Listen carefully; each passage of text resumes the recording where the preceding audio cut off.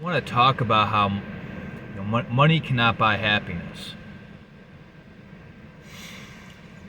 Being in Los Angeles, Las Vegas, and now being in San Diego, California, you see great infrastructure, beautiful, beautiful infrastructure. I mean, you could say these cities are walkable. They certainly are. There's a lot of culture. There's a lot of activities. There's a lot of ways to make money. People seem to have friends and things going on. But ultimately, it's just a bunch of clicks.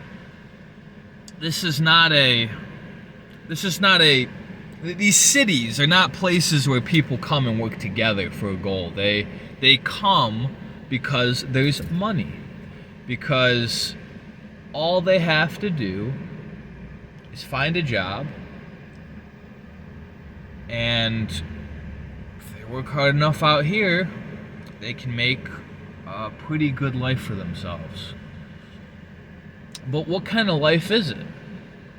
I don't really have any pictures or videos, but anyone that's been to California or anyone that's been to Las Vegas, I think you're gonna kind of get what I'm saying.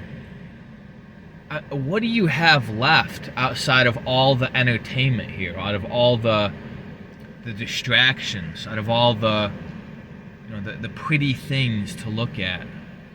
I mean, you've got nice weather. I mean, absolutely. It's like 70 degrees right now, and I came from Arizona. It was 105. Just about 2 hours outside of California, it was still 100 degrees. So it's nice weather. You're by the water. There's definitely a lot of there's a lot here, a lot of history and stuff. But ultimately, I look around. I mean, aside from a couple people being, friends or maybe in a relationship, most people are by themselves. When I was walking the strip, just seeing what was there, never been there before. I mean, you got people strung out on the street. You got people, playing instruments and stuff like that. Really good, talented musicians trying to make money. But then, the rest of the people are just in little groups, walking, drunk, making noise. I mean, not even paying attention. How many times I would, hug the side of the sidewalk and stare at people, because, move over, right? People wouldn't do it. They're not even looking. They walk right into you. It's just people are oblivious. People are strung out. People are not sober-minded. And people's motivation is completely whacked. I mean, I don't see a flourishing community here. I see a very individualistic area. Individualism is the norm out here. I mean, I don't know. Money can't buy you happiness. It can't. You got to sit down and really address what is making you unhappy. Because you know what, I'm over here thinking, hey, if I got a better job, I'd be happy. If I moved to a different location, I'd be happy. No. I mean, I couldn't ever see myself living out here in California. I couldn't ever see myself living out in Las Vegas. It's too populated, and people are too individualistic. I already have a hard enough time as it is, trying to meet people because of the way I look. I'm a very, very intimidating person the first time you meet me, because I don't open up immediately. And you can't. The Bible says to guard your heart. If you're over here just completely being your 100% vulnerable self to people all the time, I mean, in this world, you're not going to last very long, and you will not have any love to give if that's how you're going about things. So I definitely put my guard up, but not, and I don't know. But you almost can't put your guard up because you got to initiate first. You know, people aren't interested in making friends. People aren't interested in making connections anymore. People aren't really interested in starting families. People aren't interested in their own family and making sure that's mended and that works, and that's a nice comfortable fallback. No, I mean, it's just from top to bottom, and I'm speaking from experience. And there's a lot of people that still have a family, you know, at least a decent family. There's people that at least have, you know, a relationship, and there's people that got, you know, friends and stuff. I can at least say I have one friend, which is cool. Been my friend for a long time, but we're not around each other much, and, you know, we just keep in contact. But ultimately, you know, I don't know. I always thought friends were someone that you'd have around in your life. You know, you guys would do stuff together, and it'd be a lot more of a, you know, visible and permanent thing. But no. So yeah, you know, disappointed in Las Vegas, disappointed in California. I mean, I just don't know. I don't get it anymore. I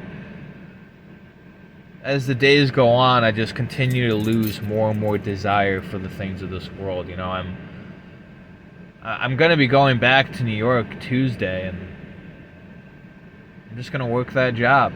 Just keep my head down, and I don't know, and see what happens, because I don't have the creativity to come out and, I don't know, make my way in the world.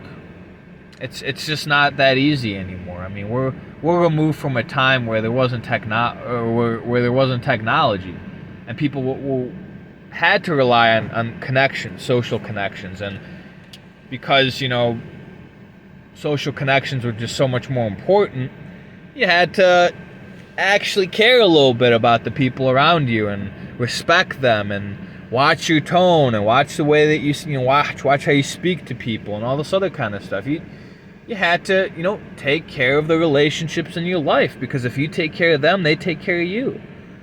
But now, unfortunately, relationships across the board, I mean, friends, you know, partner, family, whatever, I mean, they're all falling apart across the board. And it just doesn't seem like many people at all are interested in mending relations. Or, you know what? This is the even worse part. It may even be, you know, close to 50-50.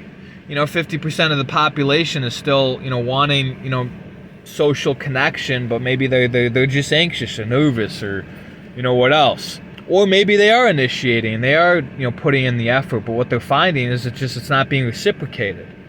And so you've got, you know, 50% of the people that want a relationship and would be willing to put effort into it, and then you got the other 50% that want a relationship and they're not willing to put any effort into it. And it's like, it doesn't work.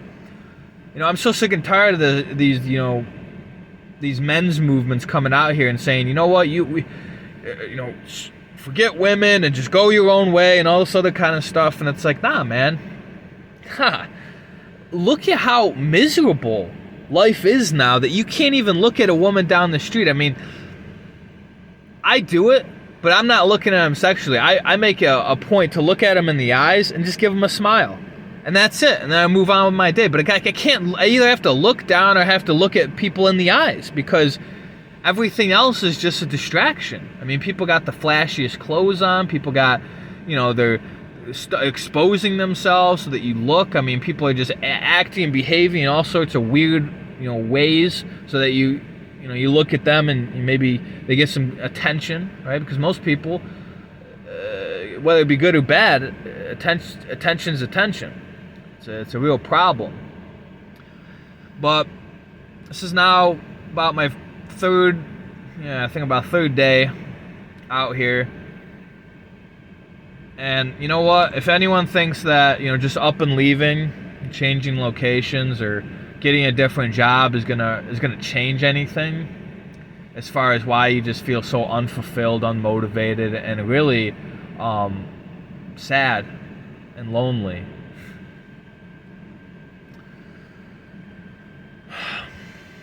you're not gonna get the answers out here.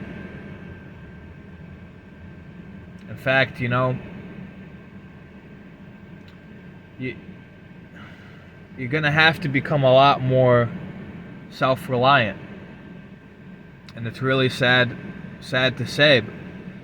And the reason I say to become more self-reliant is because, maybe just maybe someone seeing that you've got at least a good head on your shoulders in some kind of direction, and you're not treating people like garbage. Maybe they'll be interested. You could share the gospel with them, and then hopefully share sound doctrine with them, and build a relationship. I mean, I desire that more than anything. If it would be with a woman, that'd be awesome. If not, just some other friend, someone to do something with. Because everywhere I go, I'm alone. I'm not alone. I wouldn't say I'm lonely, but I can see. I can visually see, as if it's I'm taking myself out of my body and I'm looking down and I'm just like, I'm just walking, and everyone else around me is just walking, and they don't know anything about each other, and they don't care about each other, and they're all just have their own motivation. They're all going and doing their own things, and they're all worried about themselves. And I mean, people are in for a really rude awakening, because we had a midlife crisis. I know people are like 50 or 40 or 50, and they're having midlife crisis. I'm having a crisis. I know other people in my age bracket. I mean, we're looking from 20 to 25. We're having quarter life crises because things are so backwards. I mean, imagine this for a second. This isn't just something. Oh yeah, you just gotta change your mind, brother. Yeah, you gotta think on something else. No. Almost everything that we were told was going to be our future and our reality as a kid has not come to pass. Okay? More guys are going to find themselves single forever. Like, literally forever. Because both sexes have issues. And both are unwilling to address those issues. And without healing yourself or allowing someone to help you, you can't be in a successful relationship. So I just find it so laughable when people are like, oh, well, I got all these friends. And they're going down their contact list. I got, hundreds of friends. And you ask them one simple question. When was the last time you did something? One-to-one, one-on-one, face-to-face with these friends? And they couldn't tell you, because they're not friends, they're acquaintances. They can't trust them. I mean, not trust them. They can't rely on them for nothing. You imagine if, let's say their car broke down somewhere and they don't got AAA. Who really realistically has someone they could call and, either get a ride or get some money for a tow, or, maybe even they know someone that has a tow company, and, there's just nothing like that. I mean, I think about my own family. I remember when it was a few years ago, I had gone into the Christian religion, and I was just trying to be a better person. I was not saved at this time, but I had come home and I was reading the Bible, and I wanted to show my family some scriptures so that we could, really take some time and think about how we've all treated each other for the past, many, many years. And how it's not just one person's problem, me, right, the scapegoat of the family. No, it's everyone's fault. But I made sure to at least go out and verbalize my role in it.